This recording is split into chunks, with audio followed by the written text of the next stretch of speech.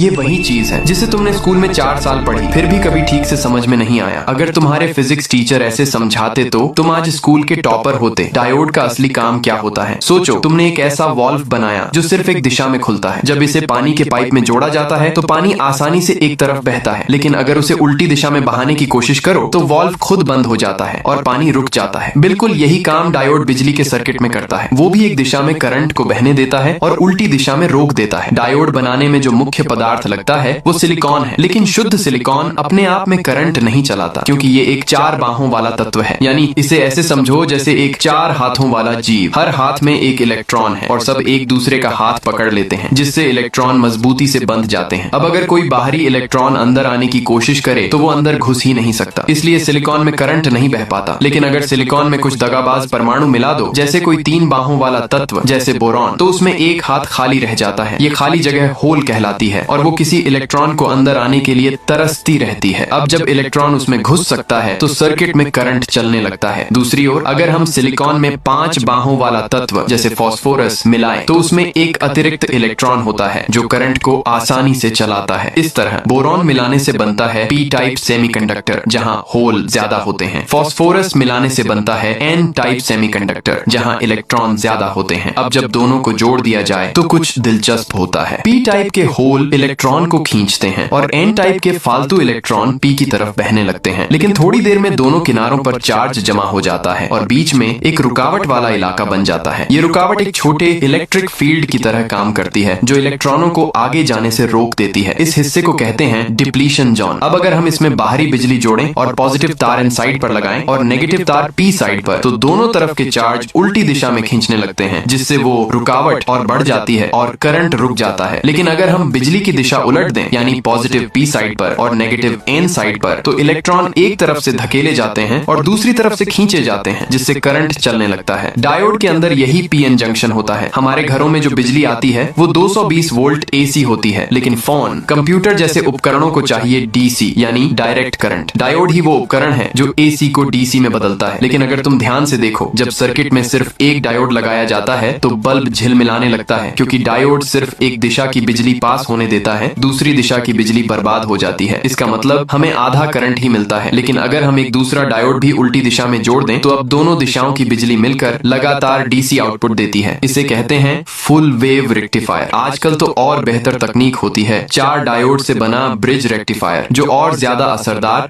और स्थिर होता है। तो बताओ, अब तुमने डायोड का असली मतलब समझ लिया ना?